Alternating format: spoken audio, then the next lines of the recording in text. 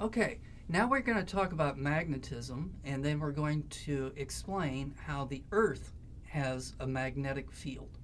So I think that you're all familiar with magnets.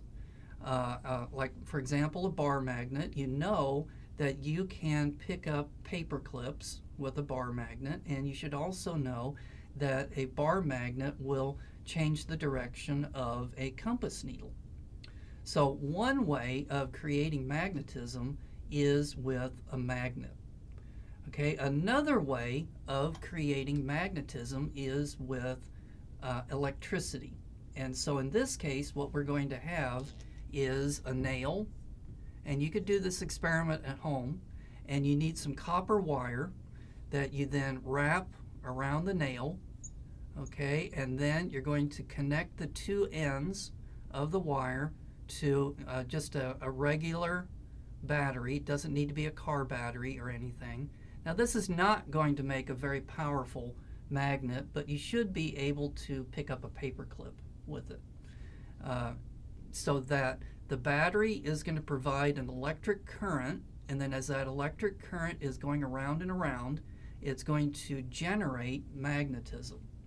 So we're going to illustrate the magnetism with a magnetic field. And so the magnetic field is going to be coming out of this coil, and then it goes back in, and then it comes out, and then it goes back in.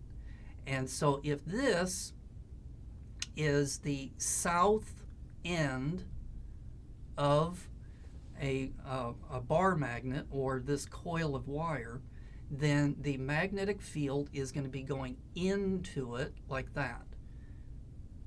And then let's pretend that this end of the coil is going to be the north pole, the north magnetic pole, and so this is where the magnetic field is going to be coming out. So it comes out, and then it goes in, goes out, and then it goes in, and then there would be other ones as well. So you'd have another one like this, and then another one like that, and so forth. So this is the magnetic field of a coil of wire, and then compare this picture to the picture of the magnet. And you notice it's the same picture. So you might be wondering, well, what causes the magnetism of the bar magnet? Well, it is also going to be caused by moving electricity. So this is an electric current that makes an electromagnet, whereas in the bar magnet is going to be the individual atoms that makes up the bar magnet. And each of those atoms is spinning. And also the electrons that are in orbit around it are spinning. And so the spinning electrons and protons, the electrons and protons are electrical. And so as they're moving, they are producing magnetism the same way that this thing is producing magnetism. So that's how a bar magnet works. So let's take a look then at the magnetic field of the Earth. So the magnetic field of the Earth looks remarkably similar to this picture right here. So instead of the nail and the coil of wire, let's substitute the Earth instead, so that the magnetic field comes out and then it goes in the same way. Because notice that if you had a compass needle, so let's pretend that over here you have a compass, you all should know which way does a compass needle point. Well, the compass needle points north. So this would be the northern geographical pole of the Earth, but it's really a south magnetic pole.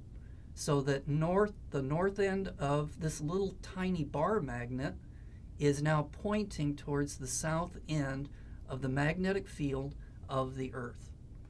So it's not what you think. So you might think that up here this should be the north magnetic pole, but it's actually a south magnetic pole. And then that way a compass needle is going to point north. So when scientists realized that the Earth had a magnetic field, they wanted to know what caused it. And so the first theory that they came up with was there is a magnet inside the Earth. So just like a bar magnet makes a magnetic field, they suspected that inside the Earth was a very large magnet that would create the magnetic field. But then they realized that inside the Earth is very, very hot. And so what happens is if you take a bar magnet and you heat it, it loses its magnetism because all of the little atoms get jostled out of alignment by the heat, and so it loses its magnetism. So what does that leave us with? So if it's not being caused by a magnet, it's being caused by electricity. Now there's not a wire inside the Earth and there's not a battery inside the Earth, but there is material that can conduct electricity. And so what kinds of materials conduct electricity? Metals. So what kind of metals would be in the center of the Earth? Remember when we talked about how the Earth differentiated and the heavier materials went to the core? What materials were those? So that was iron and nickel. So the iron and nickel core is what is causing the magnetic field of the Earth. Now the Earth has an inner solid iron nickel core, and then it has a liquid outer core. So the inner core is kind of like the nail. It intensifies the magnetic field, but it's not the cause of the magnetic field of the Earth. It's the outer core.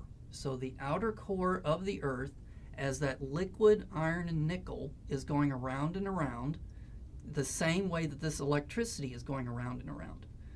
But why would the liquid iron and nickel want to go around in a circle? It's because the Earth is spinning.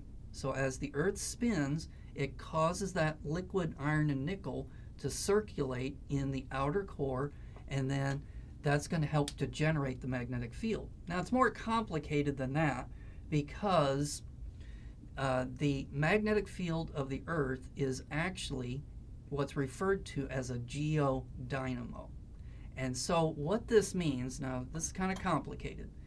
If you have a magnet and then you've got metal that's going through that magnetic field, that generates electricity.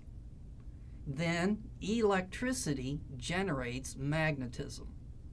And then magnetism generates electricity. So you see, now you're saying to yourself, well, this sounds like the chicken and the egg. So which came first, the electricity part or the magnetism part? Well, we think that the asteroids that collided and then formed the Earth, some of those were initially magnetic. And then also the sun was magnetic. So through an interaction of the magnetic field of the sun and then the magnetic field of the asteroids as they collided to make the Earth had a little bit of magnetism to begin with, so that as the molten iron and nickel went through that magnetic field, it created the electricity, and then the electricity made the magnetism, and then the magnetism made the electricity, and so forth. So that's the origin of the Earth's magnetic field. Now, in a later lesson, we're going to learn how magnetism can be used to locate things inside the Earth, but that's for a later lesson. Another thing about the magnetic field of the Earth is it provides a shield that surrounds the Earth. So that particles from the sun, the solar wind, could be dangerous to life on Earth because those high energy particles could collide with us and could cause cancer. So what happens is, as these particles from the sun are coming towards the Earth, they get caught up in the Earth's magnetic field. And then as they get caught up and they come down to the geographic North Pole and the geographic South Pole, and they collide with other gas particles that are in the atmosphere, and then as a result, those gas particles start to glow. They start to give off light. And so this is going to be the origin of the northern lights and the southern lights, the auroras. And it's going to be these particles coming in from the sun interacting with our magnetic field. Well, you'll notice that in that picture over there that surrounding the Earth is an area where the magnetic field captures a lot of this radiation, and so this is going to be called the Van Allen radiation belts, and it completely wraps around the Earth. Now the problem back in the 1960s is that we were sending astronauts to the moon. And so they would have to travel through the Van Allen radiation belts in order to get to the moon. And NASA was very concerned that they would get a dose of radiation when they went through there, and so they had to build shielding into the space capsule to protect them. Well, they were okay. But there was a group of astronauts that did go through the Van Allen radiation belts, and they got irradiated. And when they got back, one guy was so irradiated that he caught on fire. Another one was so irradiated that he stretched out his arm and it went a very, very long distance. Another one turned into this rock-like creature, and then there was a woman astronaut who actually became invisible and could project force fields. Who am I talking about? I'm talking about the Fantastic Four. So if you read the comics, you know who the Fantastic Four are. And just as a word here, the movies about the Fantastic Four were not correct. Okay, so I hate that. I hate it when they change canon in, well, just don't get me started on this. But anyway, that's an example of people being irradiated by the Van Allen radiation belts. If you're more interested in this, not the Fantastic Four, but about the magnetism part, see Earth's Magnetic Shield by Nova on YouTube. All right, let's take another break. And when we come back, we're going to talk about what pressure is.